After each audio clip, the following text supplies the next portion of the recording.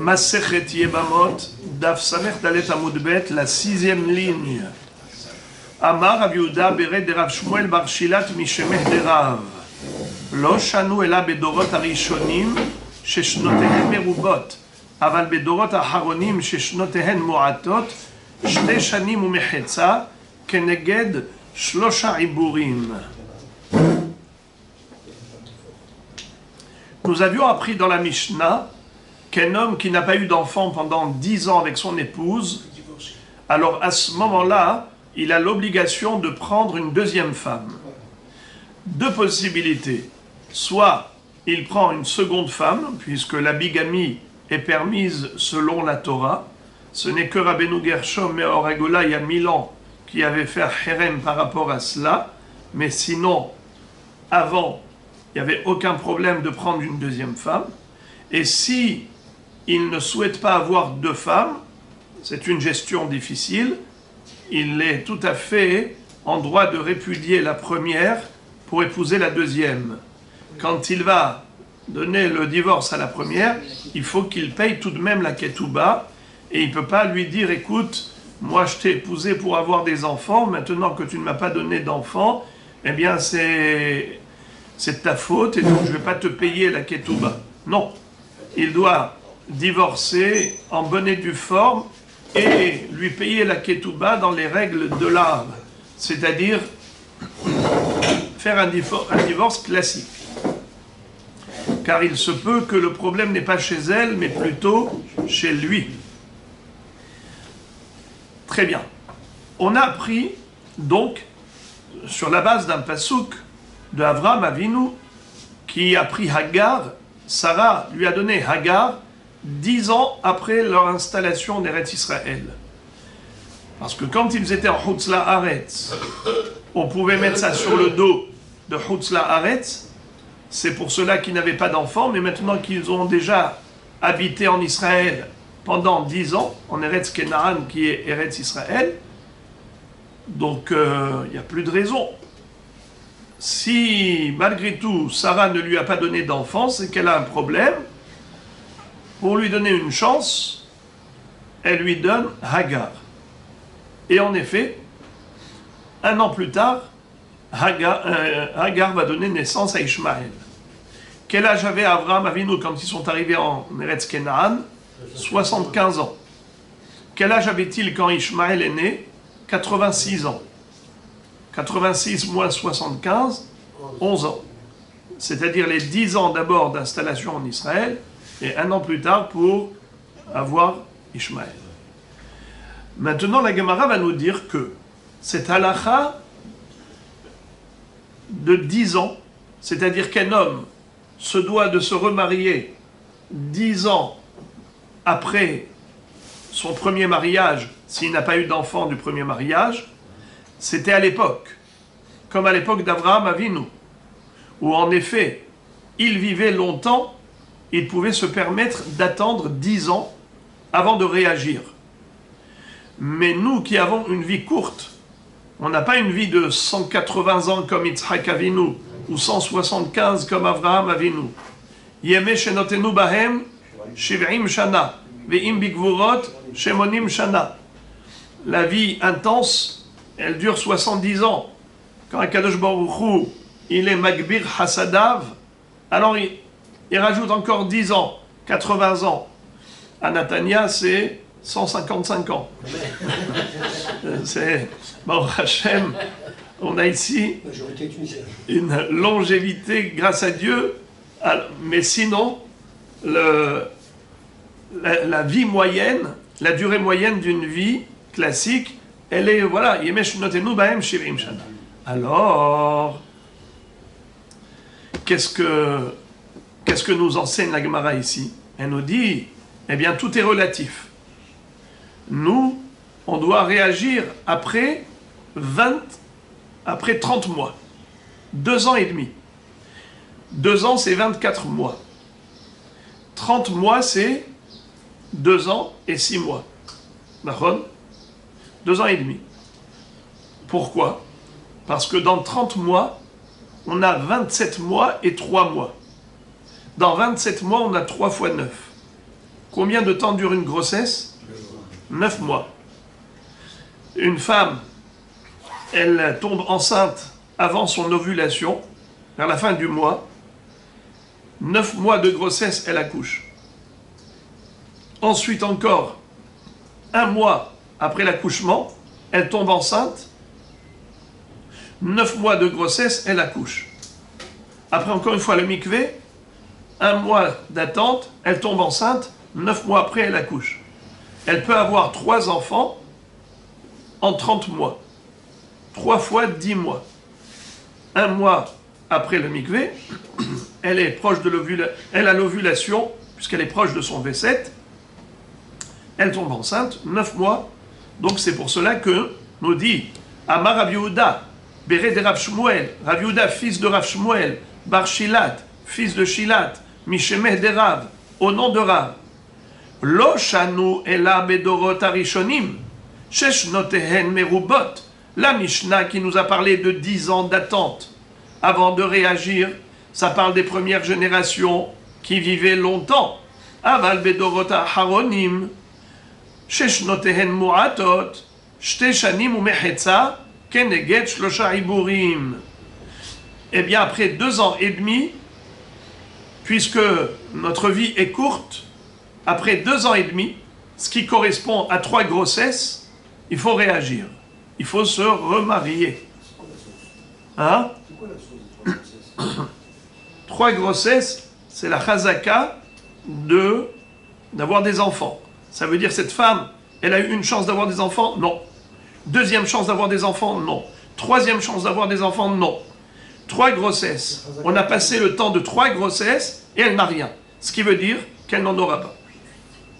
Si le temps de 3 grossesses se sont écoulés et qu'elle n'a pas eu d'enfant, sous-entendu qu'elle n'en aura pas. Elle a une chazaka de ne pas en avoir. Alors tu ne vas pas attendre 10 ans. 7 ans de plus, c'est beaucoup dans la vie. Tu peux avoir des enfants en attendant. Alors réagis. Prends une deuxième femme. Comme on a dit, et je le répéterai pour la énième fois, prends une deuxième femme, ça te fera 2. Ou bien tu répudies la première et tu prends la deuxième, tu en auras une. Mais en tout cas, tu dois réagir. Tu as une mitzvah de procréer. Rabba Amar Rav Nachman, Shalosh Shanim, Keneged Shalosh Pekidot. Rabba dit au nom de Rav Nachman, c'est pas 30 mois, c'est-à-dire 2 ans et demi, ce qui correspond à 3 grossesses, mais c'est carrément 3 ans. C'est 36 mois. 3 fois 12 mois. 36 mois. Keneged Shalosh Pekidot. Par rapport aux 3 rappels. Qu'est-ce que ça veut dire? De Amar mort, Berosh Hashana, Nifkedu, Sarah, Rachel, Vehana. Comme on nous enseigne que c'est à Rosh Hashanah qu'ont été rappelés pour le bien Sarah, qui était stérile. Dieu s'est souvenu d'elle à Rosh Hashanah. C'est une façon de parler. Akadosh Baruch Hu n'oublie personne, il n'oublie rien. Qui zocher kol hanishkachot ata ve'en shircha lifnei kisei kevodecha. Toi, Akadosh Baruch Hu, tu te souviens de tout ce que nous avons oublié, car l'oubli n'existe pas devant toi. Alors que veut dire 3 rappels? Rosh Hashanah, Rosh Hashanah, Rosh Hashanah. En 3 ans, on a 3 Rosh Hashanah. Car le jour de Rosh Hashanah, Kadosh Baruch Hu juge les gens. Et il peut changer leur destin le jour de Rosh Hashanah. Comme Sarah qui était stérile pendant 89 ans. Et voilà arrive le Rosh Hashanah, où Kadosh Baruch Hu se souvient d'elle et il la rappelle les Tova. Ça s'appelle Pekida. Comme on dit, Ya'ale v'yavo, Yagia yira'e v'yiratse, Ishama ve'yipaked, ve'yizacher, Zichronenu, Zichron avotenu, Zichron Yerushalayim irach, Ve'zichron Mashiach ben David avdach, Ve'zichron kol amecha b'Yitzchak fanecha, Nifleta letova lechenu l'chesed u'l'rachamim l'chaim tovim u'shalom, Beyom rosh hachodesh hazeh, Beyom tov hazeh, et ainsi de suite. Ce qui veut dire, Ve'yipaked, c'est le jour du jugement, lorsqu'on évoque quelqu'un et en quelque sorte c'est une comparution devant le tribunal céleste, ça s'appelle Pekida. On ouvre le dossier. Et à ce moment-là, il peut y avoir des changements. Elle était stérile. Et à partir de ce Rosh Hashanah, il a été décrété qu'elle devienne fertile. Voilà donc la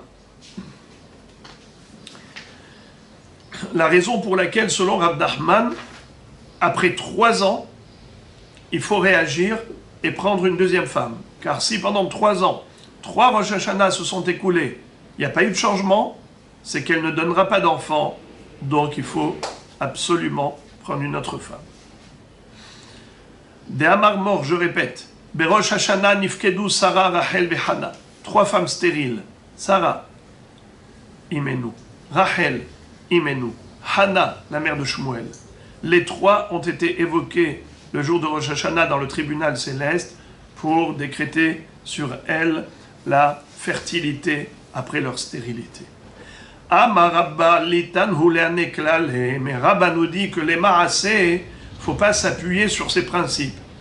C'est-à-dire, ni 2 ans et demi, ni 3 ans. Pas du tout. Il n'y a pas à prendre une deuxième femme. Il n'y a aucune obligation de prendre une deuxième femme après 2 ans et demi ou après 3 ans. L'obligation n'a lieu qu'après 10 ans. Comme il est écrit dans la Mishnah. Pourquoi? Mirde, puisque Matnitin, Mantakin, Rabbi. C'est qui le rédacteur de la Mishnah? C'est Rabbi, Rabbeinu HaKadosh. Rabbeinu HaKadosh, il est descendant de David HaMelech. Qu'il soit même s'il n'était pas descendant, mais en tout cas, il est ultérieur à l'époque de David. Et qu'est-ce qui est écrit dans Tehillim, composé par David HaMelech? Veha bime David im'ut shane.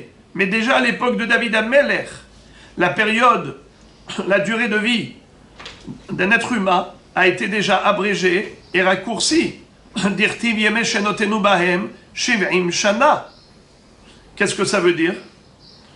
Tu vois que déjà David HaMelech l'a déclaré, proclamé, que notre durée de vie moyenne, elle est de 70 ans. Alors, David HaMelech était bien avant Rabbi. Ça veut dire qu'à l'époque de Rabbi, déjà la durée de vie de l'être humain était abrégée. Et elle n'était pas comme celle de l'époque de Avraham Avinu, qui a vécu 175 ans, ou Yitzhak Avinu, qui a vécu 180 ans. Et malgré tout, ça n'a pas empêché Rabbi d'écrire dans la Mishnah que c'est 10 ans. Donc la halakha de 10 ans n'a pas changé. Ne me parle pas ni de 3 ans, ni de 2 ans et demi par rapport à toutes ces philosophies, parce que tu me dis que tout est relatif. Et la durée de vie actuelle n'est pas comme jadis, et par conséquent, on change de halakha. Pas du tout. La halakha est la même, puisqu'elle est écrite dans la Mishnah par Rabbi. Et à l'époque de Rabbi, la vie était déjà raccourcie. Maintenant, la Gemara va nous dire comme ça. On a appris dans la Braïta que l'homme qui répudie son épouse parce qu'elle ne lui a pas donné d'enfant pendant 10 ans, c'est parce que... Pardon, excusez-moi. Il faut qu'il lui donne la ketouba si il décide de la répudier. Pourquoi est-ce qu'il faut qu'il lui donne la ketouba?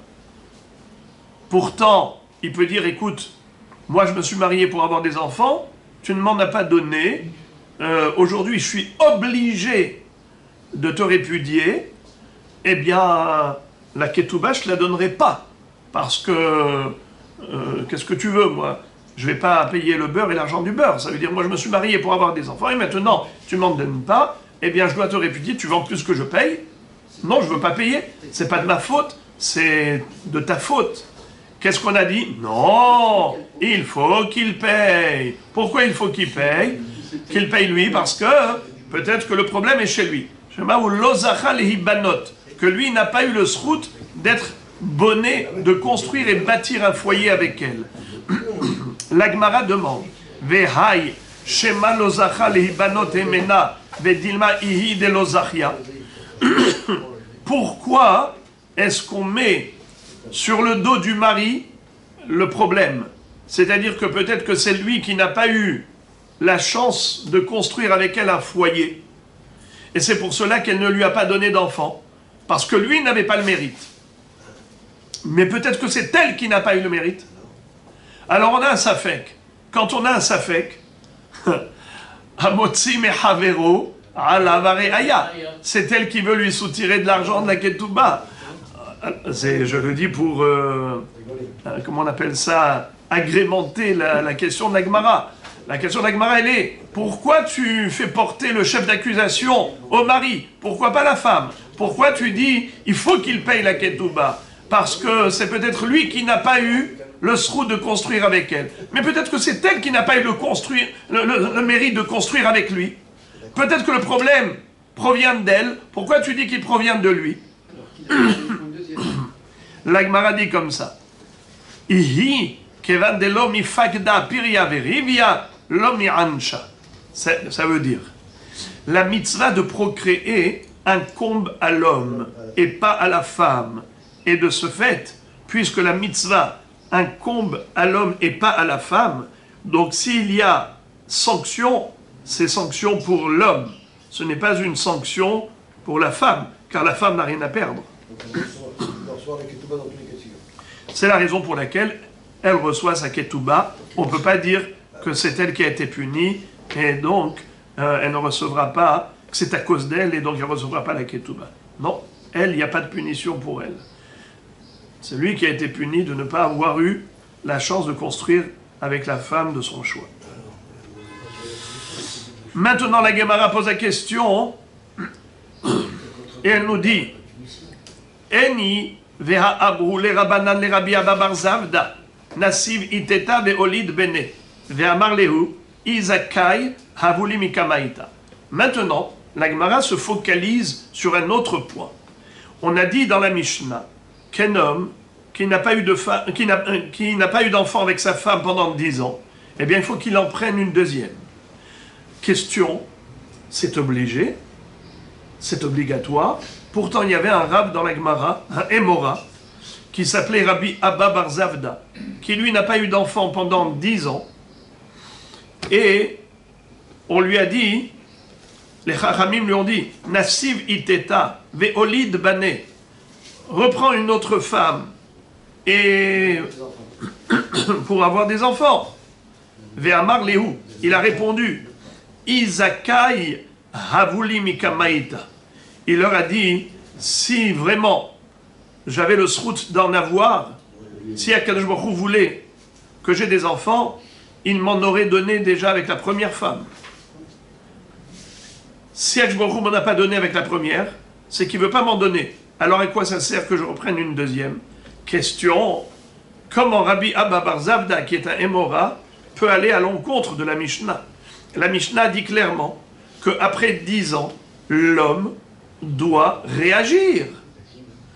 Qu'est-ce que ça veut dire ça? D'après lui, la Mishnah n'existerait pas. Qu'est-ce qu'il est en train de dire? Il est en train de dire, si Akadosh Baruch Hu m'a pas donné d'enfant de la première, c'est qu'il ne veut pas que j'ai des enfants. Alors je n'en aurai pas non plus de la deuxième. Mais ce n'est pas ce que la Mishnah a dit. La Mishnah a dit, tu n'en as pas eu avec la première, eh bien peut-être parce que tu n'as pas eu le sroud de construire ton foyer avec la première, eh bien tu prendrais une autre. C'est quoi cette réponse qu'il a donnée? Réponse, Hatam dahouye kamatheleu les rabanan des Rabbi Abba bar Zavda i'akar mipirke des Ravuna. Qu'est-ce que ça veut dire? La Gemara répond qu'en fait, Rabbi Abba bar Zavda le savait pertinemment qu'il était stérile. Et puisqu'il savait qu'il était stérile, ça ne servirait à rien d'épouser une seconde femme. Seulement, il n'a pas voulu leur dire qu'il était stérile. Il leur a trouvé un prétexte. Le prétexte, c'est de dire, si Akadosh Baruch Hu voulait, il m'en aurait donné déjà avec la première. Pour ne pas dire clairement, j'ai un défaut. Il n'a pas voulu dire, voilà, j'ai un défaut de stérilité. Premièrement, on peut dire que c'est pour ne pas, voilà, ternir son image. Aleph, on peut dire aussi, c'est parce qu'il ne voulait pas dire du Lachon Hara. Quel Lachon Hara? Comment il est devenu stérile? Il ne l'était pas de naissance. Il est devenu parce qu'il s'est retenu d'aller aux toilettes. Il devait aller uriner, mais comme il était dans le shiur de Rav Huna, et le shiur de Rav Huna était extrêmement long. Et par kavod pour Rav Huna, il ne sortait pas pour aller aux toilettes, pour aller uriner. Les urines stagnant dans la vessie de longues heures, eh bien, avec le temps, cet acide, eh bien, endommage l'appareil génital. C'est comme ça que il est devenu stérile. Alors, puisque Irakar mi pirke de Rav Huna, puisqu'il est devenu Akar à cause du shiur de Rav Huna, peut-être que pour cette raison, il n'a pas voulu leur dire qu'en fait il était Akar, et après on va lui demander comment c'est devenu Akar, et ainsi de suite. Alors, peut-être que c'est pour cette raison qu'il n'a pas dit. C'est ce que... Comment vous dites? Qui donne cette raison? C'est lui. La Gemara. La Gemara dit de Rabbi Abba bar Zavda, Irakar mi pirke de Rav Huna. Et il n'était pas le seul. Il n'était pas le seul. Regardez ça. Restez assis, attachez votre ceinture, respirez juste un tout petit peu. Rav Gidal, Irakar mi pirke de Rav Huna. Rabbi Halbo, Irakar mi pirke de Rav Huna. Rav Sheshet, Irakar mi pirke de Rav Huna. Regardez tous dans le shiur de Rav Huna. Rabbi Abba bar Zavda, Rav Gidal, Rabbi Halbo, Rav Sheshet, ils sont tous devenus stériles parce qu'ils n'ont pas été aux toilettes pendant le shiur de Rav Huna. Et regardez, il y en avait un qui s'appelait Rav Bar Yaakov. Lui aussi, il était dans le shiur de Rav Huna. Et lui aussi, il était dans le shiur de Rav Huna. Et voilà, il a été saisi par cette maladie qui s'appelle Sosrinta, qui provient de la retenue, de la rétention des urines, le fait que la personne se retient d'aller aux toilettes. Et lui, qu'est-ce qu'il a fait? Il a dit, je connais un remède. Lequel? Taliyuha be'arza deberav ve'nafak mine keutsayarka. Lui apparemment était scientifique et il savait qu'il était déjà au début de cette maladie. Cette maladie-là, comme on a dit, c'est à cause des urines qui dégradent et détériorent l'appareil génital. Alors, en fait, ces urines qui ont beaucoup stagné, regardez ce qu'il leur a dit de faire. Il leur a dit, vous allez me suspendre à l'arbre et je vais à ce moment-là uriner. Et au moment où il a uriné, c'était vert comme un poireau. C'était vert foncé. Et ces urines vert foncé, c'était la maladie qui est sortie à l'extérieur. Et comme ça, il a réussi à se préserver de la stérilité. Et plus tard, oui, suspendu à l'arbre, parce que c'est le fait de faire un effort. Et c'est comme ça qu'il a décroché cette condensation des urines, cette concentration des urines qui sont devenues une substance, j'allais dire, empoisonnée.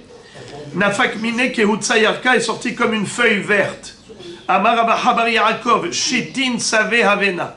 Rabbi Bar Yaakov a dit, on était 60 zekenim dans le shiur de Rav Huna. Vekulehu Iakur mi pirke de Rav Huna, les bar me'ana. Et ils sont tous devenus stériles à cause de la longueur du shiur de Rav Huna, à l'exception de moi-même. Des kaime ben nafshai, ve hokma de haye be aleha. Je me suis appliqué le pasouk qui dit dans Kohelet, la sagesse sauve le sage. L'intelligence sauve l'intelligent. C'est-à-dire que il a fait quelque chose, et quoi? Alors il y a plusieurs pirouchim. Soit, comme on vient de dire maintenant, que dès qu'il a commencé à sentir que ça y est, il était tombé malade de cette maladie qui s'appelle Sosrinta, qui peut le rendre stérile, tout de suite il a demandé de le suspendre à l'arbre, et quand il était comme ça, tout le corps relâché, il a uriné, c'est comme ça que c'est décroché, c'est détaché de lui ce microbe, ces bactéries-là qui étaient dans les urines, qui étaient concentrées, c'est sorti comme une feuille verte, tellement c'était fort. Et ça, c'est une explication. Autre explication, c'est qu'on retrouve dans Masechet Makot que le même Rav, qui se nommait Rav Bar Yaakov, va dire qu'il y a un problème de Bat et Shaketsu, qu'il est interdit de se retenir quand on a besoin d'aller aux urines, d'aller uriner, et de ce fait, puisqu'il lui tenait absolument de ce principe de Bat et Shaketsu, dès qu'il avait besoin, il sortait, et c'est comme ça qu'il a été protégé, préservé. Première question, comment ça se fait que les autres n'ont pas été aux toilettes, mais pourtant c'est assourd de se retenir? Il faut dire que l'interdiction de se retenir d'après les autres, c'est uniquement par rapport aux gros besoins, mais pas par rapport aux petits besoins. C'est-à-dire uniquement pour aller aux toilettes pour les excréments, mais pas pour des urines. Ça, c'est première question, première réponse. Deuxième question, comment ça se fait qu'ils sont devenus stériles, mais pourtant ils étaient là pour faire une mitzvah? Comment ça se fait que l'étude de la Torah ne les a pas protégés? Réponse, c'est que la Gemara dans Masechet Psachim nous enseigne que Bemakom des Shriach Hezeka, on ne dit pas Shluchei Mitzvah et Nam Nizukim. C'est-à-dire qu'il y a une différence entre danger et danger. Un danger qui n'est pas fréquent, c'est par rapport à lui que la mitzvah nous protège. Mais un danger qui est fréquent, la Torah ne nous protège pas de ce danger. La Gemara le déduit de Shaoul HaMelech, de Shmuel HaNavi avec Shaoul HaMelech. Quand Akadosh Baruch Hu a dit à Shmuel HaNavi, va oindre David, le fils de Ishaï, comme nouveau roi d'Israël, à la place de Shaoul, que j'ai écarté du royaume d'Israël, parce qu'il a fauté, il n'a pas anéanti Amalek comme je l'avais demandé, eh bien maintenant, tu vas aller oindre David Melech Israël. Shmuel va dire à Dieu, Elech, Veshama Shaoul va Aragani. Comment puis-je me permettre d'y aller? Mais Shaoul va l'entendre, il va me tuer. Kshbochou lui dit, alors tu vas prendre une jeune génisse et tu vas aller dire que tu vas faire un korban, et puisque c'est dans la direction de la maison de Ishaï, Shaoul va croire que tu vas vraiment pour le korban et pas pour autre chose. Alors la Gemara dit, mais quoi? Comment Shmuel HaNavi a peur? C'est Dieu qui te demande d'y aller. De quoi tu as peur? Et deuxièmement, même Akadosh Baruch Hu lui dit pas ça. Mais de quoi tu as peur? C'est moi qui te demande d'y aller. Akadosh Baruch Hu lui a pas dit ça. Même Akadosh Baruch Hu lui-même lui donne un subterfuge pour pouvoir se tirer d'affaire en utilisant la ruse. Mais pourquoi Akadosh Baruch Hu lui a pas dit, voilà, n'aie pas peur? Eh bien, c'est parce que la règle que Dieu a instaurée, le programme de la nature qu'Akadosh Baruch Hu a fixé, c'est que comme des Shriach et Zeka, il n'y a pas de protection. Donc ici, étant donné que c'est quelque chose qui est fréquent, qui est naturel, qui est normal, récurrent, eh bien, ils n'ont pas été protégés, ils sont devenus stériles. Nouveau sujet. La Mishnah nous a enseigné que cette femme qui a été répudiée par son mari après 10 ans de mariage, parce qu'elle ne lui a pas donné d'enfant, elle a le droit de se remarier avec un autre homme. Quel est le chidouche? Quel est le chidouche? Hein, Rabbi Nissim, c'est quoi le chidouche? Le chidouche, c'est de dire que cette femme, bien que elle n'a pas eu d'enfant pendant 10 ans avec un premier mari, elle a le droit de se remarier avec un deuxième homme. Question, comment elle a le droit? Mais le deuxième, il n'a pas eu d'enfant encore. Il doit accomplir sa mitzvah. Comment il peut prendre une femme qui probablement ne lui donnera pas d'enfant? La réponse, c'est que quoi? C'est que le problème était chez l'homme et pas chez elle. Donc elle a le droit de se remarier. Très bien. Maintenant, imaginons que Aouda, elle a passé 10 ans avec le deuxième mari, et maintenant le deuxième mari aussi, il réagit, il lui dit, madame, tu ne m'as pas donné d'enfant, paf, il la répudie, et maintenant elle est célibataire. Est-ce qu'elle a le droit de se remarier avec un troisième homme qui n'a pas eu d'enfant? Alors la Gemara fait la déduction suivante. Il est écrit dans la Mishnah, regardez s'il vous plaît la Mishnah, Samer Dalet Hamoud Aleph, en haut. Relisez la Mishnah, s'il vous plaît. Nasa Isha. Veshahar ima eser shanim. Un homme s'est marié et il est resté 10 ans avec sa femme. Velo yalda, il n'a pas enfanté. Eno racha il evatel, il n'a pas le droit de s'abstenir de procréer, il doit réagir. Il doit prendre soit une deuxième femme, soit il répudie la première, il prend une deuxième. Maintenant, Girsha, imaginons qu'il ait choisi la formule divorce, Muteret linase le aher. Elle a le droit de se remarier avec quelqu'un d'autre. Verachai hasheni, et le deuxième a le droit, lishhot ima eser shanim, de rester avec elle 10 ans. Fin de citation. La Gemara fait la déduction suivante, et elle dit Sheni, in, shelishi, lo. C'est-à-dire, la Mishnah n'a pas continué en nous disant et si après 10 ans, son deuxième mari l'a répudié, elle aurait le droit de se marier avec un troisième. La Mishnah n'a pas dit ça. Elle a dit juste elle peut se marier avec un deuxième. Elle n'a pas dit elle peut se marier avec un troisième, sous-entendu qu'elle n'a pas le droit de se marier avec un troisième. Un troisième homme qui n'a pas eu encore d'enfant et qui se marie pour accomplir la mitzvah de Piria Verivia n'a pas le droit d'épouser une femme qui, 2 fois déjà, était mariée, 2 fois, elle n'a pas enfanté, ce qui veut dire que après 2 fois, il y a une hazaka qu'elle n'aura pas d'enfant. Et s'il y a une présomption qu'elle n'aura pas d'enfant désormais, alors il est évident qu'il est interdit pour l'homme qui voudrait se marier pour avoir des enfants, d'épouser une femme qui a déjà fait ses preuves de stérilité. Alors la Gemara maintenant va poser la question, elle va dire Matnitin Mané. Qui est donc l'auteur de notre Mishnah qui dit qu'après 2 fois déjà, on a une hazaka. Ça s'appelle une régularité. Sous-entendu que cette femme, après 2 fois, elle a déjà une étiquette de stérile. Qui est l'auteur de cette Mishnah qui dit que 2 fois, ça donne un statut de hazaka? Rabbi hi. C'est Rabbi. Car nous voyons dans la braïta suivante, Detania, Mala harishon umet, Hasheni umet, Shelishi lotamul, divrei Rabbi. Rabban Shimon ben Gamliel Omer, Shelishi tamul, Revi'i lotamul. Qu'est-ce que ça veut dire? Si Hasve Shalom, il y a un enfant qui est mort suite à la circoncision. Sa mère a donné au Mohel, cet enfant fait lui la mila.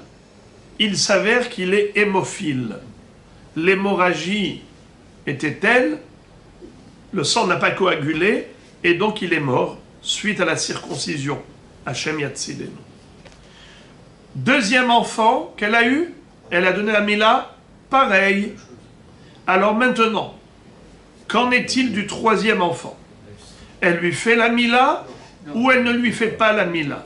Mahloket. Rabbi dit non, Rashbag dit oui. Rashbag c'est Rabban Shimon ben Gamliel. Rabban Shimon ben Gamliel nous dit que la régularité est fixée par rapport à 3 fois. S'il y a une récidive de 3 fois, là on peut dire que c'est régulier. Mais Rabbi va dire que la hazaka est fixée avec 2 fois seulement. C'est pour cela que pour Rabbi, Mala harishon umet, Hasheni umet, Shelishi lotamul, elle n'a pas le droit de faire la mila au 3e, car il va certainement mourir. Tandis que Rashbag dit que non, on n'a pas encore de hazaka à cause de 2 fois. Ce n'est que si le 3e est mort, alors là on a une hazaka, que c'est une famille hémophile, et par conséquent, le 4e enfant, c'est sûr qu'il ne faut pas lui faire la mila.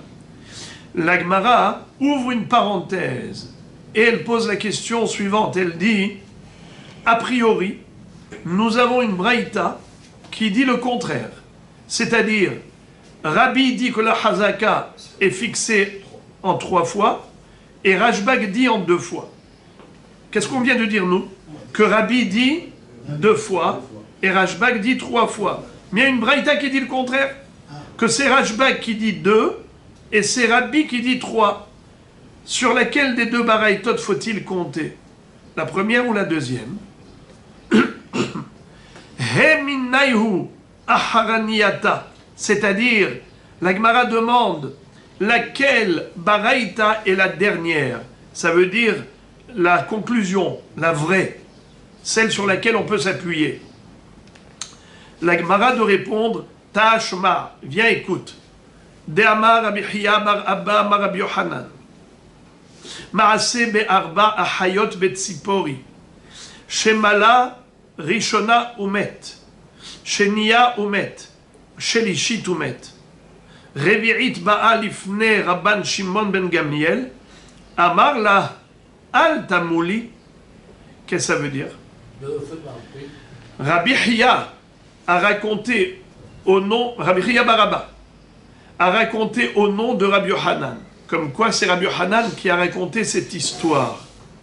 Qu'il était une fois dans la ville de Tzipori, c'est dans le nord d'Israël. 4 sœurs. Chacune des sœurs a eu un fils. Première sœur, quand elle a fait la mila à son fils, il est mort. Deuxième, pareil. Troisième, pareil. Lorsque la 4e est venue poser la question à Rashbag, Rabban Shimon Gamliel, doit-elle faire la mila? Il lui a dit non. Amarla al tamouli. Ça veut dire quoi? Que, selon Rashbag, la hazaka elle est fixée en combien de fois? 3 fois. Donc, voilà. Tu voulais savoir, c'est qui a dit quoi?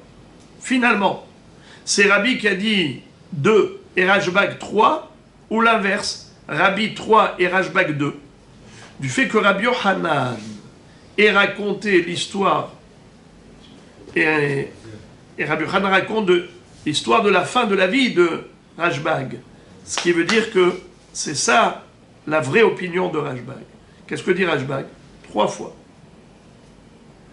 La Gemara dit ce n'est pas une preuve. Pourquoi? Car Vedilma Iatia Shelishit Nami Amarla. Ça, c'est une histoire qui a eu lieu. Qui est venu lui poser la question? La 4e sœur. Peut-être que même la 3e sœur, si elle était venue poser la question, peut-être qu'il lui aurait dit ne fais pas la mila. Comment tu peux déduire de là que Rashbag pense que la hazaka est fixée après 3 fois seulement et pas après 2 fois? Parce que la 4e sœur qui a posé la question, il lui a dit ne fais pas la mila, mais peut-être qu'il aurait dit la même chose à la 3e sœur. Une histoire pareille n'est nullement une référence. La Gemara répond Imken May Ashadute de Rabbi Hiya bar Abba. C'est-à-dire, ici on parle de Rabbi Hiya bar Abba, au nom de Rabbi Yohanan. On parle ici d'un grand parmi les grands des Hachamim. Est-ce que tu crois qu'il est venu juste raconter une histoire? Il est venu t'indiquer un hidouche. Et c'est quoi le hidouche qu'il veut t'enseigner? C'est qu'il veut t'enseigner que la hazaka, selon Rashbag, elle est fixée en 3 fois. C'est ça. Sinon, pourquoi il est venu te raconter l'histoire? La Gemara dit ce n'est pas une preuve. Peut-être qu'il est venu raconter cette histoire pour nous enseigner autre chose. Vedilma hakamashmalan de ahayot mehazekot. Peut-être que Rashbag, il pense que même 2 fois, ça suffit. Et pourquoi est-ce qu'ici, il a parlé à la 4e sœur? Parce que c'est la 4e sœur qui a posé la question. Peut-être que même la 3e sœur, si elle avait posé la question, il aurait dit non. Parce que 2 fois peut-être suffit pour fixer la hazaka. Alors maintenant, puisque il lui a dit à elle, ne fais pas la mila, et Rabbi Hiya bar Abba au nom de Rabbi Yohanan vient raconter l'histoire, et on a dit, c'est pas pour rien qu'il vient raconter l'histoire, c'est pas pour le chiffre de 3. parce que c'est possible que même 2, ça suffirait. Mais peut-être qu'il est venu pour te dire qu'il n'y a pas de différence entre 3 enfants de la même mère et 3 enfants de 3 mères différentes, 3 sœurs différentes. Puisque ce sont des sœurs de la même famille, on considère que la hazaka peut être fixée même par rapport à 3 mamans différentes. Dans le cas où,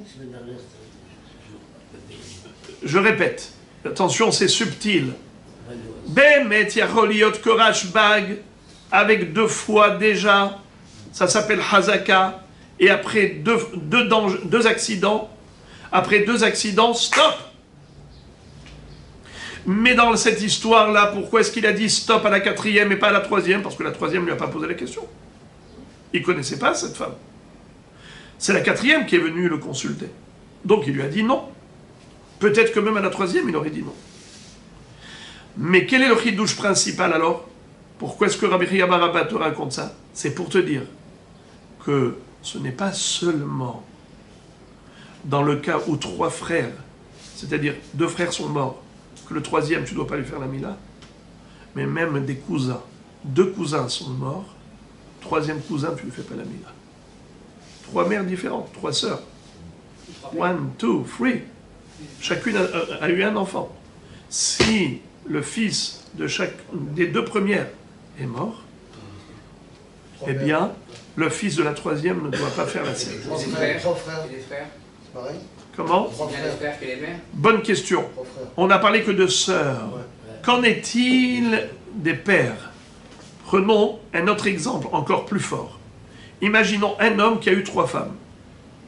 Un homme avait 3 fils par 3 femmes différentes. D'accord? Il s'est marié une première fois, il a eu un fils. Il a fait la mila, il est mort. Ensuite, il a divorcé, s'est marié avec une 2e femme. Il a eu un fils. Il a fait la mila, il est mort. Ensuite, il a divorcé, s'est marié une 3e fois. Maintenant, il fait la mila ou il ne fait pas la mila? Si on dit qu'en 2 fois il y a hazaka, donc il ne faut pas. N'est-ce pas? Eh bien, figurez-vous, nous dit le Meiri, que oui, il fait. Pourquoi? Parce qu'il dit l'histoire du problème sanguin est relatif à la mère et pas au père. Si je puis me permettre, je rajouterai, pour expliquer et agrémenter cette phrase du Meiri, c'est l'un des Rishonim, Rabbeinu Menachem HaMeiri. Je dirais que certainement il s'appuie sur la Gemara Nida d'Aflamed. La Gemara nous dit que l'être humain il est composé de 3 éléments. La partie que la mère donne, que le père donne et que Dieu donne. Et que Baruch Hu, il donne la neshama. Les parents donnent le corps. Mais dans le corps, il y a la partie blanche et la partie rouge. La partie blanche provient du père, la partie rouge provient de la mère. La mère, c'est le sang de la menstruation qui, en réalité, devient le bébé. C'est au lieu d'avoir des règles, elle aura un bébé. C'est elle qui donne le sang. Donc tout ce qui est rouge dans le corps humain provient de la mère. Tout ce qui est blanc, comme le sperme, eh bien provient du père. Alors, ce qu'on appelle haloven vea odem. Loven, c'est l'aval, c'est du père. Odem, c'est Adam, c'est de la mère. Alors ici, nous dit le Meiri, ce n'est pas pour rien que la Gemara a parlé de la mère. La mère qui a eu un enfant, 2e, 3e, ou 3 sœurs, une sœur, 2e sœur, 3e sœur. On n'a pas parlé du père. Pourquoi on n'a pas parlé du père? Il dit, c'est pas fortuit. C'est pas juste un exemple. Bon, ça aurait pu être la mère, ça aurait pu être le père. Non, il dit que c'est bien précis. On a choisi la mère parce que c'est la mère qui fixe le groupe sanguin de son fils, c'est-à-dire les problèmes sanguins seront relatifs à la mère. Mais un père qui a eu 3 fils de 3 femmes différentes, eh bien, il doit faire la mila même si les 2 premiers sont morts, il doit faire la mila au 3e. Incroyable. Alors, les amis, maintenant, juste puisque j'ai vu que ça vous intéresse, vous savez c'est quoi Adam? Adam. 45. Adam, la valeur numérique, c'est combien? 45. Très bien. Aleph, Dam. Si vous prenez Dam, Dalet même, ça fait combien? Même c'est 40. Dalet c'est 4. 44. Av et M. Av c'est combien? Aleph, Bet, Av. Ça fait combien? 3. Aleph c'est 1, Bet c'est 2. Ça fait 3. M, la maman, M. Aleph, Mem. 41. 41 et 3, ça fait combien? 44. Alors, le Dam, c'est Av, M. Le Av et le M, c'est Dam. Mais, comme on a Adam, on a le Aleph. D'abord, Aleph, Dam. Le Aleph, c'est qui Aleph? Ehad, c'est un Kadosh Baruch Hu. C'est lui qui s'associe à papa et maman.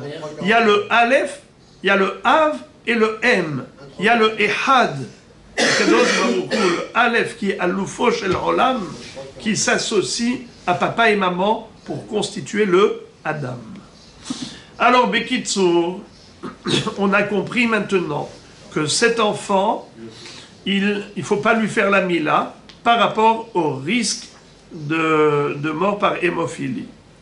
Ok, puisqu'on a dit que cette hazaka a lieu d'être pas uniquement lorsqu'il s'agit de 3 frères de la même mère, mais même de 3 mères différentes, sous-entendu qu'il y a des maladies génétiques qui appartiennent à la famille. Ça veut dire que cette famille est affectée. Alors de là, on déduit un comportement à adopter. Quand tu vas te marier, mène l'enquête, fais attention que ce ne soit pas une famille où il y a une dégénérescence par rapport à un sujet quelconque, c'est-à-dire qu'ils sont atteints d'une certaine maladie. Par exemple, l'épilepsie ou la lèpre. Regardez, Amarava, Ashtad et Amart, Ahayot mechazekot, maintenant que tu as dit que des sœurs, elles peuvent constituer Hazaka, eh bien, Loïsa Adam Isha, Lo mimishpahat nirpin, velo mimishpahat metzoraim. Un homme ne doit pas épouser une femme d'une famille épileptique ou d'une famille où il y a des lépreux. Ça veut dire, si on a vu qu'il y a eu 1 fois, 2 fois des problèmes d'épilepsie, alors sache que ça peut être génétique. Également, Ishpahat Metzoraim, il y a la Tsaraat, eh bien sache que ce sont des maladies héréditaires, fais attention. Veudit Hazak Tlatazimne, mais c'est seulement si il y a eu 3 fois ces incidents. Ça veut dire que ce n'est qu'après 3 fois, mais moins de 3 fois, tu n'as pas à considérer que cette famille est affectée. Maï have Allah. Maintenant, la Gemara arrive finalement en disant, allez, on ne sait plus. Finalement, c'est qui a dit quoi? C'est Rabbi qui a dit en 2 fois, il y a Hazaka, et Rajbag qui a dit 3 fois, ou l'inverse, Rajbag a dit 2 et Rabbi a dit 3. Alors maintenant, on ne sait plus. On n'est pas sorti de l'auberge. Réponse. Qui ata Rabbi Tzhak bar Yosef? Lorsque Rabbi Tzhak bar Yosef est venu d'Eretz Israël en Babylonie, Amar, il a raconté Uvda hava kame de Rabbi Yohanan bekenishta de Maron. Il était une fois dans le Bet Knesset de la ville de Maron. C'était là où se trouvait Rabbi Yohanan. Beyom HaKippurim shehaliot beshabbat. C'était un jour de Kippour qui est tombé Shabbat. Il y a une femme qui avait eu d'abord 3 enfants. Mala Rishona umet, Shnia umet, Shlishit, Baal efanav. Amarla lechi umuli. Une femme qui avait perdu ses 2 premiers enfants après la Mila. Elle est venue pour poser la question à Rabbi Yohanan le jour de Kippour, qui est tombé Shabbat. est-ce qu'elle fait la Mila à son fils aujourd'hui, oui ou non? Puisque c'était son 8e jour. Il lui a dit oui. Lechi ou Mouli. Vas-y et fais la Mila. Qui raconte cette histoire? Rabbi Yitzhak Bar Yosef. Il raconte que c'est Rabbi Yochanan qui a tranché la halacha. En d'autres termes, Rabbi Yochanan, il a été posé la halacha, que la hazaka, elle se fait en 2 fois ou en 3 fois? 3 fois. En 3 fois. Parce que si c'était en 2 fois, il lui aurait dit Al tamouli. Mais maintenant, qu'est-ce qu'il lui a dit? Lechi ou mouli. Vas-y et fais la Brit Mila. Ça veut dire que quoi? Qu'il n'y a pas encore de hazaka d'hémophilie. Puisqu'il n'y a eu que 2 accidents et pas 3. Donc il n'y a pas encore de hazaka. Ce qui veut dire qu'on tranche la halakha, c'est 3 fois, pas 2 fois. Alors, Moraï et Rabotai, écoutez la réaction de Abaye. Amarle Abaye. Abaye va dire à Rabbi Yitzhak Bar Yosef, Hazé, Bekasharit, Isura, Besakanta. Abaye va dire à Rabbi Yitzhak Bar Yosef, écoute, toi tu es venu d'Eretz Israël, tu prétends que tu as vu cette histoire, tu étais présent, tu étais témoin, que tu as entendu Rabbi Yochanan dire à cette femme, vas-y. Et de là tu veux déduire qu'en effet, Rabbi Yochanan est possèque, que même pour le danger, il faut attendre 3 fois pour dire qu'il y a un danger certain. Mais pas avant 3 fois. Il lui a dit, attention, Hazé, regarde bien. C'est-à-dire, tu n'as pas le droit à l'erreur. Pourquoi? Des kasharit isura vesakanta. Il y a là un double problème. Problème de issour et un problème de sakana. Issour, c'est que d'après ce que tu dis, une femme qui a eu un bébé le jour du Shabbat, le Shabbat suivant, c'était Kippour, tu dis qu'elle peut faire la Brit Mila, même s'il est hémophile. Ça veut dire que tu fais une Brit Mila pendant le Shabbat qui n'a pas lieu d'être. Deuxièmement, tu mets le bébé en danger. Alors tu n'as pas intérêt à te tromper. Hazé, réfléchis bien. Tu es sûr de ce que tu as entendu? Tu es sûr de ce que tu as vu? Je compte sur toi? Tu transmets bien ton témoignage? Tu n'as pas le droit à l'erreur. Sakanta, Isura. C'est un Issour très grave.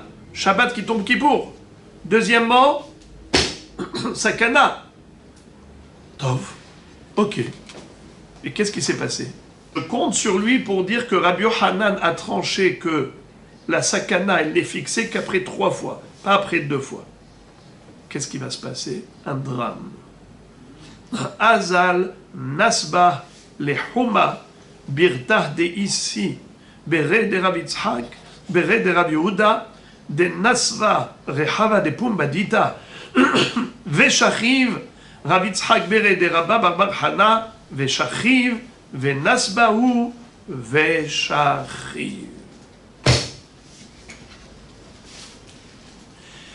Abaye, sur la base de ce témoignage qui consiste à dire que la hazaka d'une sakana, la régularité par rapport à un danger, n'est considérée comme telle, comme régulière, que dans la mesure où il y a eu répétition 3 fois de cet accident. S'il n'y a eu que 2 fois, ça n'a pas encore un statut de hazaka.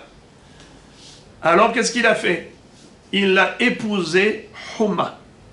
Il s'est marié avec Madame Huma. Or, Huma s'était déjà marié 2 fois. Un premier mari, il est mort. Un deuxième mari, il est mort. Lui, maintenant, Abaye, a pris le risque. Il ne l'aurait jamais pris si on lui avait dit que Rabbi Yochanan avait dit qu'après 2 fois, il y a déjà une hazaka de sakana. Mais comme Rabbi Yitzhak Bar Yosef lui a dit que 2 fois ça ne suffit pas, il faut 3 fois, alors il a pris le risque. Il s'est marié avec elle. Et malheureusement, il est décédé lui aussi, prématurément. Bravo. Ça s'appelle Isha katlanite, une femme criminelle. Qu'est-ce que ça veut dire? Ça veut dire, regarde, on va voir, regarde. Je sais que vous êtes choqués, moi également, mais on va voir. Je vous ai toujours dit que plus on avance dans la Gemara, et moins on a des questions. Alors, écoutons d'abord la suite. Bevakasha, les hâtes. D'abord, qu'est-ce qui va se passer? Cette femme va se marier une première fois. Elle s'est mariée avec Rehava de la ville de Pumbadita et il est décédé. Avec Rav Yitzhak, le fils de Rabba Bar Hana, il est décédé. Abaye, lui également, va l'épouser et il va mourir lui également prématurément. Amar Rava. Rava, son ami, qui était la Havruta de Abaye, il va s'étonner en disant, mais pourquoi Abaye s'est marié avec elle? Umi ka de Avid Rovada ben Nafshe, ki hay, via Ihu de Amar, Avin de Samcha, Yitzhak Sumaka, Lav bar Samcha.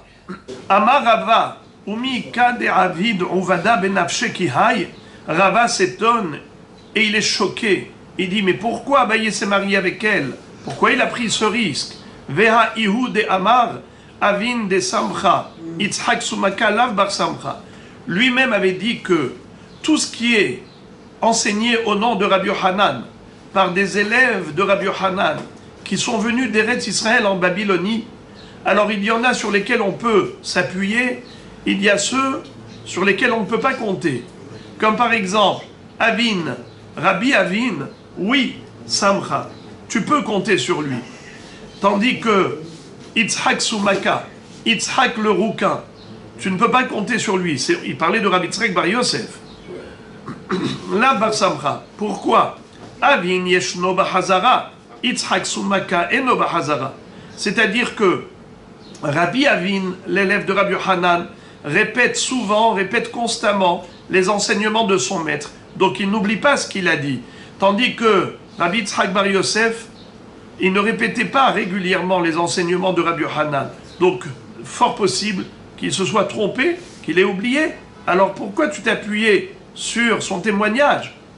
Vérod, imar dépligé les Inyan Mila, benisuin mi pligé.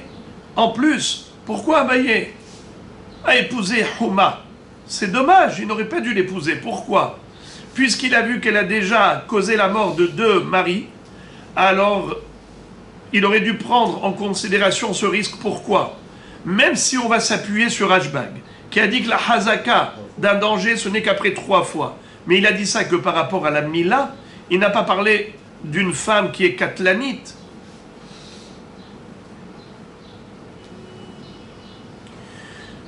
Vérod, imar dépligué les Inyan Mila, benisuin mi pligué. La marloquette, on a vu par rapport à la Mila, mais qui dit qu'ils sont en marloquette aussi par rapport au mariage pour une femme katlanite? La Gemara dit non. Ça c'est sûr que oui, il y a une marloquette, même par rapport à la katlanite. Ve'atania, la preuve c'est que dans la braïta suivante, on retrouve clairement une marloquette entre Rabbi et Rashbag à propos d'une Isha katlanite. Voilà. Niset, la Rishon, Umet, la Sheni, Umet, la Shelishi, Lotinase, Divrei Rabbi. Rabban Shimon ben Gamliel Omer, la Shelishi Tinase, la Revi'i Lotinase. Qu'est-ce que nous dit cette braïta clairement? Qu'il y a une marloquette entre Rabbi et Rashbag à propos d'une katlanite, une femme qui s'est mariée à un premier mari, et il est mort. Un deuxième, il est mort. La Shelishi Lotinase, dit vrai Rabbi. Rabbi dit, il ne faut pas qu'elle se marie une 3e fois. Elle peut entraîner la mort de cet homme. Et Rashbag, hein? Exactement, bravo. Et Rabban Shimon Gamliel, Shelishi, la Shelishi Tinase, la Revi'i Lotinase. Elle peut épouser un 3e mari, mais pas un 4e. Alors tu vois clairement que, oui, il y a une mahloquette entre Rashbag et Rabbi. Seulement, comme qui est la halacha? Comme Rashbag ou comme Rabbi, alors lui, Abaye, cette fois-ci, s'est appuyé sur Rabbi Yitzhak Bar Yosef pour dire que la halacha est comme qui? Comme Rashbag, au lieu de tenir compte de Rabbi. Rabotai, j'ai envie de dire que quand un Kadosh Baruch Hu veut quelque chose, eh bien, il induit en erreur même les grands Hachamim. La Gemara nous dit que Rabban Yohanan ben Zakkai, contemporain de la destruction du deuxième Beth Amikdash, il avait rencontré Aspasianos Kessar, et Vespasien était en extase devant Rabbi Yohanan, il a vu une chorma inouïe. Et donc il lui a dit, demande-moi ce que tu veux. Tu seras favorisé. Il lui a demandé 3 choses. Il a dit un médecin pour Rabbi Tzadok, Yavne Vachachamea, et que tout celui qui sort d'Yerushalayim jusqu'à midi, qu'il ne soit pas tué. La Gemara dit, mais pourquoi il ne lui a pas demandé de ne pas détruire le temple et de renoncer à cette guerre cette fois-ci, qu'il lâche complètement cette attaque contre Jérusalem, qu'il arrête? La Gemara donne 2 réponses. Soit qu'il a eu peur que s'il demande trop, il n'aura rien. Alors il s'est dit, au moins, je demanderai des choses qui sont acceptables. Mais deuxième réponse à Gemara, incroyable. Meshiv hachamim ahor vedatam yesakel. Akadosh Baruch Hu, il induit en erreur les hachamim quand lui Hachem souhaite détruire le Beth Amikdash.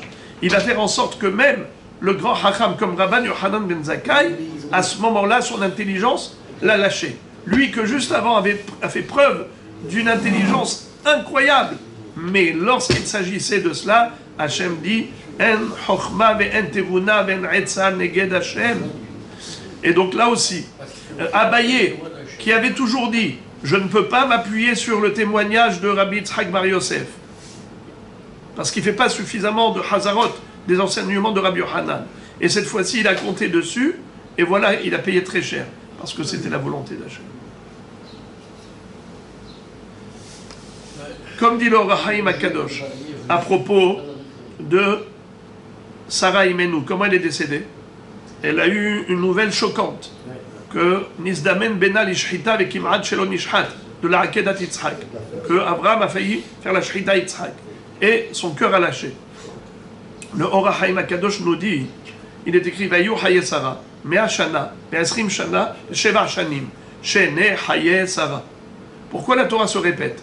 Les années de vie de Sarah, Shene Haye Sarah. Mais déjà au début du passouk, tu as dit Vayu Haye Sarah. C'est pour te dire que celui qui entend qu'elle est décédée à cause de la nouvelle choquante, on va se dire dommage, dommage, pourquoi on lui a dit? On aurait pu éviter une mort prématurée, on aurait pu économiser cela. Pourquoi on lui a dit? Alors il dit, en fait, tu crois que c'est à cause de ça qu'elle est morte? Non, parce qu'elle devait mourir que il lui a envoyé la nouvelle. C'est juste le contraire. Toi, tu crois qu'il y a un rapport de cause à effet entre les événements, les incidents et les conséquences. Mais non, Akadosh Baruch Hu avait déjà fixé la conséquence. Hachem avait déjà défini la vie de Sarah. Shene Haye Sarah, 127 ans. Elle devait vivre depuis le début 127 ans, c'était sa prédestinée. Maintenant, comment ça va se passer? Arbesh Lohim Lamakom. Tu vois, il a plein de moyens pour pouvoir réaliser sa volonté. Eh bien là aussi, quand il a fallu qu'Abaye quitte ce monde, Akadosh Baruch Hu lui a fait faire cette erreur de compter sur Rabbi Yitzhak Bar Yosef. Alors maintenant la Gemara nous dit Bishlama gabe milai kamishpaha de rafedama ve kamishpaha de kalmit dama et la nisuin maitama. La Gemara veut maintenant rentrer dans le vif du sujet, comprendre cette histoire d'une femme criminelle. Qu'est-ce que ça veut dire ça, Isha Katlanit? Que quand les premiers maris sont morts, il ne faut pas se remarier avec elle parce que c'est dangereux. Mais encore un danger au niveau de la Brit Mila, je peux comprendre. Premier frère est décédé, deuxième est décédé. Ça prouve que la famille est hémophile. Il y a une famille qui est hémophile, le sang ne coagule pas. Donc, voilà, c'est dangereux. Il ne faut pas faire la Brit Mila au troisième. Mais, par rapport à un mariage, mais quel rapport? Elle s'est mariée avec quelqu'un, son mari est mort. Quel rapport avec elle? Deuxième, il est mort. Quel rapport avec elle? Pourquoi tu vas dire que le troisième ou le quatrième? Eh bien, il y a 2 réponses. Et la nisuin maitama. D'abord, je répète ce que Ikal mishpaha de rafé dama, Ikal mishpaha de kamid dama. Pour la circoncision, je peux comprendre qu'il y a des familles et des familles. Il y a des familles qui ont le sang trop fluide, hémophile, et il y a ceux qui kamid dama, un sang qui coagule, qui est épais, qui coagule. Et la Nisuin, Maïtama, mais pour le mariage, pourquoi tu peux dire que la femme est à l'origine de la mort de ses maris? Amar les Rav Mordechai les Ravashi, Achi Amar Avimi Magronia Mishme de Rabuna, Marian Gorem. Veravashi Amar Mazal Gorem. Alors il y a une mahloket. Avimi de Agronia, de la ville de Agronia, a dit au nom de Ravuna que c'est sa matrice, son marian, qui cause. Ça veut dire que, comme s'il y a une maladie en elle qui fait que son mari va mourir. Elle a comme contaminé par une maladie sexuelle qui se transmet sexuellement, et c'est ça qui a fait que il va mourir. Donc il ne faut surtout pas aller avec elle. Tandis que Ravashi dit non, c'est son mazal. Akadosh Baruch Hu a fait que, avait déjà décrété que cette femme, par exemple, qu'elle soit pauvre, si elle a un mari, eh bien elle est soutenue financièrement. Qu'est-ce que fait Akadosh Baruch Hu? Il fait qu'elle reste célibataire. Elle se marie et hop, chaque fois elle perd son mari. Ça veut dire que c'est son mazal, elle, de subir cette épreuve. Pourquoi? Kadosh Baruch Hu, c'est lui qui connaît exactement le tafkid de chaque neshama dans ce monde, pourquoi elle est venue ici, quel est son tikkun. C'est son épreuve. Il faut qu'elle surmonte cette épreuve. Comme il y a des gens handicapés, comme il y a des gens accidentés, comme il y a des gens pauvres, comme il y a des gens malades, et ainsi de suite. Alors, Mazal Gorem. La Gemara dit, Maï Benayou, quelle est la différence entre ces deux versions? Et qu'à Benayou, des Irsa Oumet, Inami des Nafal Midikla Oumet. Quel est le din s'il s'agissait que de fiançailles? Les premiers maris sont morts après les fiançailles. Je prends cette explication qui est plus simple. Rachid donne une autre explication, mais je prends celle-là qui est plus simple. Elle s'est fiancée une première fois. Son fiancé est mort. Après les Kiddushin, arrête le coup d'échec. Elle s'est fiancée une deuxième fois. Son fiancé est mort. Alors là, ici, tu ne peux pas dire que c'est le Marianne. C'est sûr que c'est le Mazal. C'est-à-dire, ça veut dire comme ça. C'est-à-dire, si tu dis que c'est un problème, de maladie sexuelle, eh bien là, il n'y a pas eu de rapport. Et donc, de ce fait, le troisième et le quatrième auraient le droit de se marier avec elle. Puisque tout le problème, ça peut être que Marianne. Or, ici, il n'y a pas de Marianne. Puisqu'il n'y a pas eu de Marianne, donc tu ne peux pas mettre ça sur le dos du Marianne. Elle ne transmet pas des maladies sexuellement. Et donc, de ce fait, il n'y a pas de problème. Même un troisième, et même un quatrième, même un cinquième, il peut se marier avec elle. Tandis que si tu dis que c'est un problème de mazal, alors le mazal, c'est même un fiancé. Son mazal a causé que son fiancé est mort une première fois, deuxième fois, donc il ne faut pas qu'un troisième prenne le risque. Amar le Rav Yosef le Bere de Rava le Rava. Ba'ay minem Rav Yosef alacha ki Rabbi ve'amar li in. Alacha ki Rabban Shimon de Gamliel ve'amar li in. Un jour Rav Yosef, le fils de Rava, a dit à Rava, son père, papa, je crois que Rav Yosef il s'est moqué de moi. Un jour je lui ai posé la question, je lui ai dit, dis-moi, la halakha elle est comme Rabbi? Il m'a dit oui. Après je lui ai posé la question, la halakha elle est comme Rabban Shimon Gamliel? Il m'a répondu oui. Mais si c'est la halakha comme Rabbi, ça peut être comme Rajbag. C'est comme Rajbag, ça peut être comme Rabbi. Car Rabbi, qu'est-ce qu'il a dit? Après 2 fois, Hazaka. Rajbag, qu'est-ce qu'il dit? Après 3 fois, Hazaka. Alors, je comprends pas. Un jour, je lui ai demandé, la halakha est comme Rabbi? Il me dit oui. Je lui ai dit, la halakha est comme Rajbag? Il me dit oui. Mazé. Ahirbi, il s'est moqué de moi. Amarle lo, il lui a dit non, il ne s'est pas moqué de toi. Stamehi ou pashitlach. En fait, c'est qu'il y a des mishnayot par rapport à certains sujets qui ont été posés comme Rabbi. Il y a des mishnayot par rapport à certains sujets qui sont comme Rajbag. Et donc, en fonction du Stam Mishnah, il t'a dit la halacha. C'est que par rapport à différents sujets, à chaque fois, il faut se poser la question. La halakha ici, elle est comme Rabbi ou la halakha elle est comme Rajbag? La mahloket entre Rabbi et Rajbag, elle est récurrente. Rabbi dit 2 fois, Rajbag dit 3 fois la hazaka. Mais maintenant, comme qui je vais être posek, alors ça dépend du sujet. Ça dépend du contexte. Nisuin ou malkuyot ke Rabbi. Vestot veshoramuad ke Rajbag. C'est une question de hazaka ou c'est toujours une question de hazaka? Si, c'est toujours une question de hazaka. La hazaka change en fonction du sujet. Alors regardez ça. Nisuin, par exemple, l'histoire du mariage. Est-ce que femme criminelle? Rabbi 2 et Rabbi 3. Oui, mais la halakha est comme qui? Comme Rabbi. Après 2 morts de mari, le troisième, il ne faut pas qu'il épouse. Ou bien Malkouyot, la halakha est comme Rabbi, après 2 fois. Et c'est quoi cette histoire de Malkouyot? On va voir dans 2 secondes. Kerashbag, Vestot, le V7 de la femme, c'est la Nida, on va expliquer tout ça dans 2 secondes. Veshor Amouad, un taureau en corner, Kerashbag. La halakha est comme Rashbag, que la Hazaka elle se fixe après 3 fois. Donc je répète, Nisuin et Malkouyot, halakha Kerabi. Vestot, Veshor Amouad, halakha Kerashbag.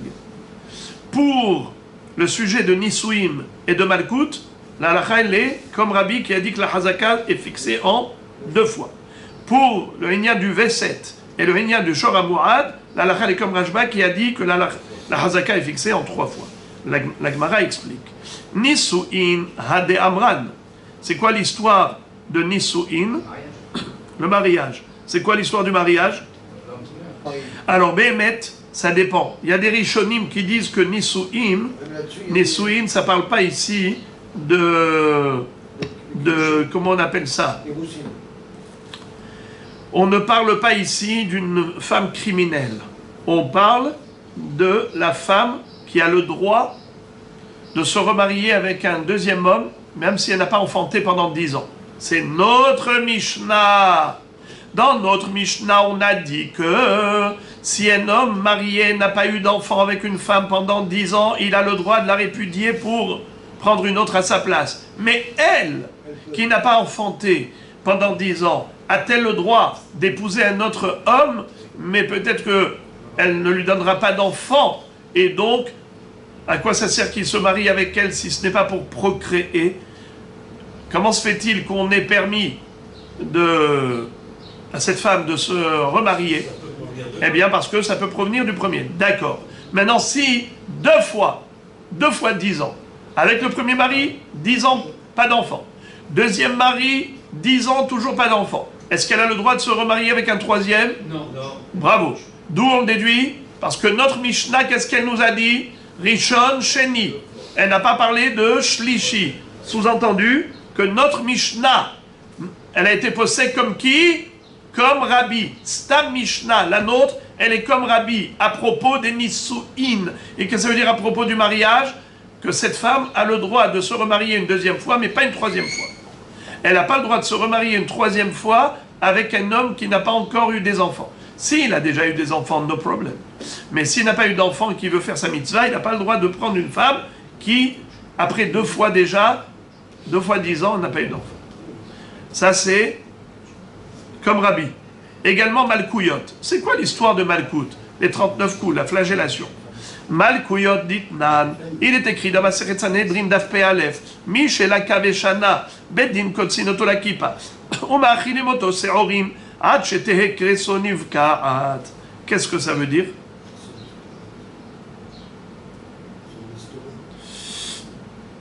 Un homme qui a fait une avéra très grave. Très grave. Laquelle? Hayuf karet. Par exemple, il a consommé du helev. D'accord? Il a consommé du helev. Est-ce qu'on peut lui faire quelque chose? Est-ce qu'on peut le tuer? Réponse, non. Il est passible du karet.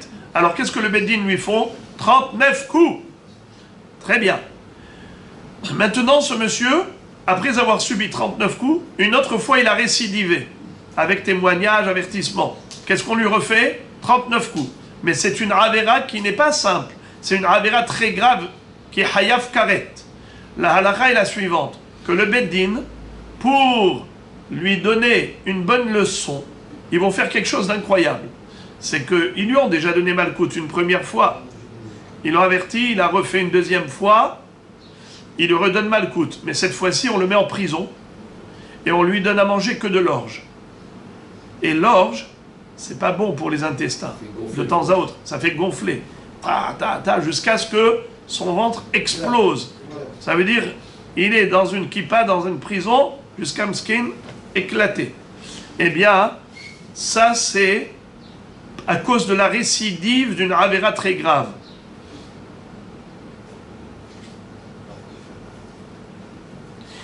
Combien de fois il faut qu'il récidive? 3 fois ou 2 fois? 2 fois.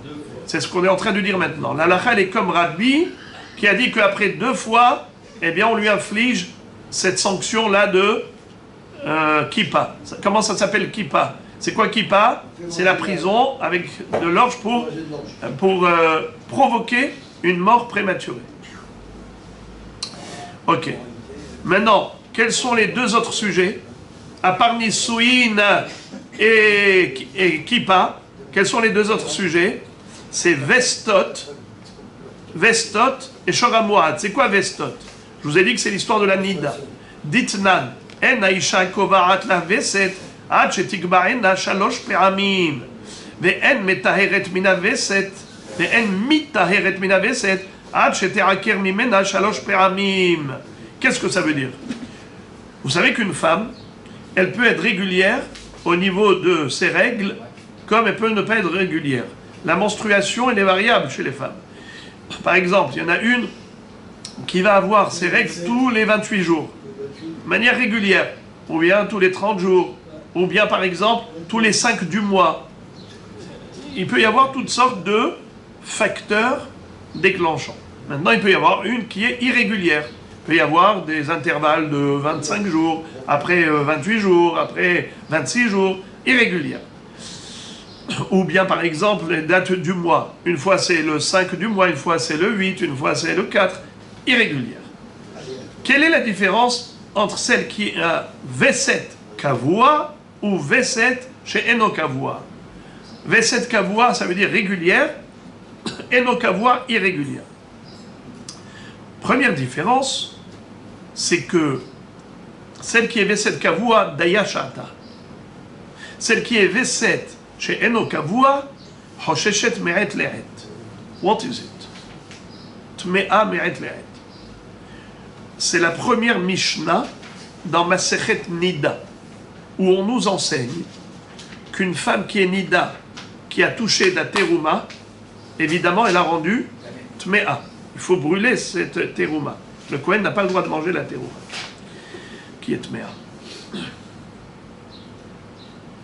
Imaginons une femme, elle a eu ses règles aujourd'hui.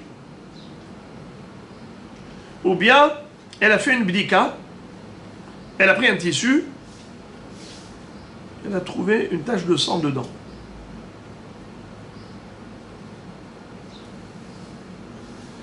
Alors, maintenant tu te poses la question, depuis quand la tache de sang se trouve là? Elle vient de tomber? Ou bien elle est là depuis 24 heures? Eh bien c'est ça.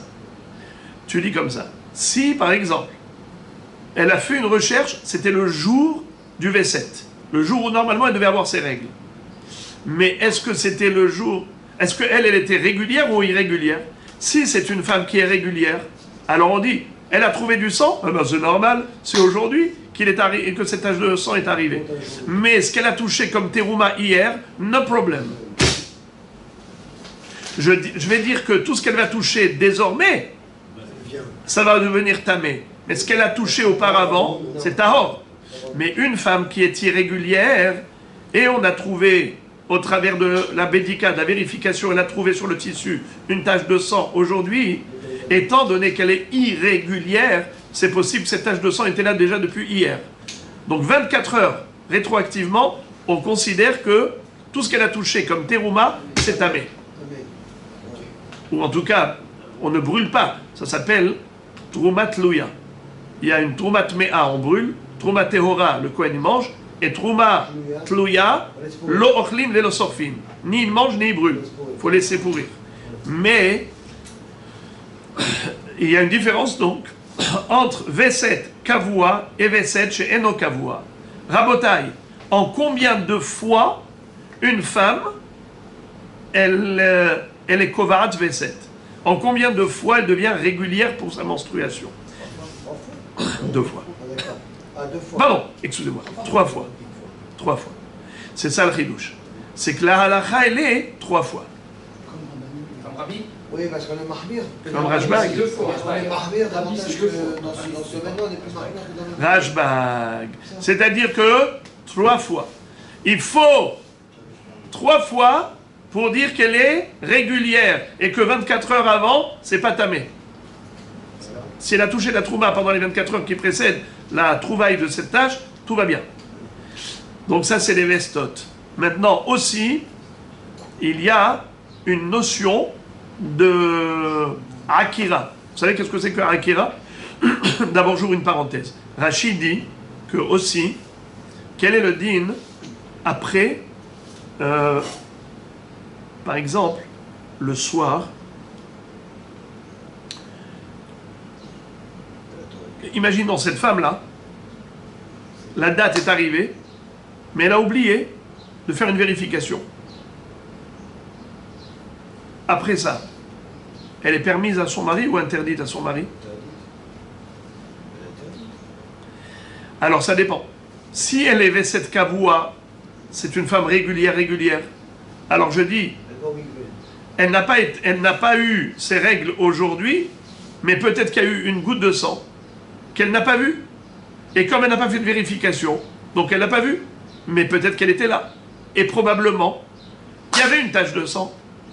Seulement, elle n'a pas vu. Et sur quoi tu t'appuies pour présumer qu'il y avait une tache de sang? Eh bien, parce qu'elle est régulière. Tout le temps. 1, 2, 3. 3 fois déjà. Donc c'est sûr qu'aujourd'hui, elle a dû l'avoir. T'as pas fait de vérification, tant pis pour toi. Tu es interdite à ton mari. Tu commences à compter les jours, jusqu'à ce que tu ailles au mikvé. Et là, tu vas pouvoir être Tehora. Elle peut compter à partir de la veille alors. Comment? Elle peut compter à partir de la veille déjà. Si elle est régulière. Mais elle n'a pas trouvé de tâche. On parle d'une femme qui n'a pas fait de vérification. Alors maintenant, puisqu'elle n'a pas fait de vérification, Si elle n'a pas de tâche, elle n'a pas de tâche.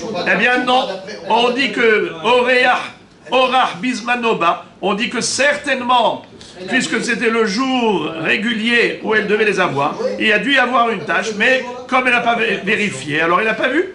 Mais probablement, c'était là. Moshe, écoute ce que dit. Si Probablement c'était là, c'est donc elle part du jour où elle aurait dû être en V7 normal. Oui. Oui, ce jour-là, je considère que ce jour-là, elle a eu ses règles. Et donc elle commence à compter à partir de ce jour-là, 1, 2, les 5 jours ou les 4 jours, et après 7 jours, Bekitso. Alors maintenant, ça c'est une femme qui est régulière. Maintenant, une femme qui est irrégulière, si elle n'a pas vu de sang, elle n'a pas fait de vérification, on ne va pas dire probablement il y a eu une tache de sang, tu ne l'as pas vu parce que tu n'as pas fait de recherche. Non, je dis, elle n'a rien vu, jusqu'à preuve du contraire, tout va bien. Elle a le droit de retrouver son mari. Pourquoi? Parce qu'on dit, ni vu, ni connu. Je n'ai rien vu, tout va bien. C'est-à-dire qu'elle a oublié de faire sa vérification. Exactement, mais ce n'est pas grave. Mais le lendemain, elle le fait. Oui, mais ce n'est pas grave. Ah oui, Elle va faire, ça veut dire, elle va faire sa vérification maintenant, certes. Voilà. Elle va faire une vérification maintenant. Mais on ne va pas dire, ouais, mais si tu avais fait une vérification le jour même, tu aurais trouvé. On ne dit pas ça comme pour une femme régulière. Rabotaï, ça c'est ce que dit Rachi. C'est très discuté. Mais je passe à autre chose. La Gemara, qu'est-ce qu'elle dit? Vous savez que pour déraciner une régularité, il faut un changement 3 fois. C'est-à-dire, une femme, elle est régulière. Donc je tiens compte toujours de cette date. Mais imaginons que maintenant elle a changé. Alors, si elle a changé une fois, je dis, bon, c'était un hasard. Tout peut arriver. C'est un incident. Et puis après, elle a changé encore une autre fois. Je dis, bon, c'est encore un hasard. Mais si 3 fois elle a changé, ça y est, ce n'est plus un hasard. Donc c'est qu'elle a déraciné sa première régularité. C'est ce que nous dit ici la Gemara. Kovarat la veset, ad shetikbaena shalosh pe'amim, ve'ena mitaheret mina veset, ad shete'aker mimena shalosh pe'amim. Pour déraciner le veset kavua, il faut 3 changements. Maintenant, Veshor Amouad, on avait dit également le taureau en corner. C'est quoi cette histoire? Eh bien, évidemment, Ditnan, c'est-à-dire, vous savez très bien qu'un homme qui était propriétaire d'un bœuf, d'un taureau. Il a encorné. Imaginons qu'un bœuf a encorné un autre bœuf. Ou bien il a encorné une voiture, il a cassé toutes les glaces de la voiture, tous les carreaux. Ou bien il a encorné une personne et il a blessé. Alors qu'est-ce qu'on doit faire le propriétaire? Eh bien, il doit payer. Il doit payer le dommage. Combien paye-t-il? Hatsin Nezek, la moitié du dommage. Quand il est shortam, quand c'est un taureau docile. Mais si ça devient un shor moad, un taureau en corner, alors il doit payer plein pot. Comment s'appelle un taureau en corner? Ça s'appelle shoram moad. Comment s'appelle un taureau qui est docile? Shortam. Combien de fois faut-il qu'il encorne pour qu'il ait le statut de shoram moad pour payer plein pot? 3 fois. C'est-à-dire qu'il a encorné une première fois, il a encorné une deuxième fois, il a encorné une troisième fois, alors maintenant il va devenir moad la 4e fois. Ça veut dire que il payera que Hatsin Nezek pour premier dommage, deuxième dommage, troisième, mais pour le 4e dégât, il payera le plein pot. Donc voilà ce qu'on a trouvé maintenant. Quand est-ce qu'on dit que la Hazaka est fixée en 2 fois? Et quand est-ce qu'on dit que la Hazaka est fixée en 3 fois? Tout dépend du contexte. On a 4 contextes. Pour 2, on dit en 2 fois. Pour 2, on dit en 3 fois. Quels sont les 2 contextes où on dit que 2 fois? C'est la femme qui est Nisu'in et Malkouyot. C'est quoi Nisu'in? mariage. Le mariage, c'est-à-dire? 10 ans. Bravo! Elle a fait 10 ans avec un premier, 10 ans avec un deuxième. Est-ce qu'elle peut faire encore 10 ans avec un troisième? Non! Puisque la Mishnah, qu'est-ce qu'elle nous a dit? Elle nous a dit elle peut épouser un deuxième. La Mishnah n'a pas dit qu'elle peut épouser un troisième. Ce qui veut dire qu'en 2 fois, finish. Malkout, un monsieur qui a récidivé, il a fauté gravement en commettant une faute de karet, une première fois, une deuxième fois. Alors, à part la flagellation qu'on lui inflige, en plus de cela, on le met dans la kippa. Et on lui donne à manger de l'orge. Ça, c'est après 2 fautes. Maintenant, quand est-ce qu'on voit que c'est après 3 fois la régularité? Vestot et shoram moad. C'est quoi Veset? La menstruation. La femme, pour être considérée régulière, il faut 3 fois. Pour déraciner la régularité, 3 fois. 3 changements. Pour le shoram moad, les 3 premières fois, combien paye le propriétaire? Hatsin Nezek. 50% du dommage. Tandis que s'il a encorné pour la 4e fois, il devra indemniser la personne qui a été endommagée du plein pot en payant Nezek Shalem.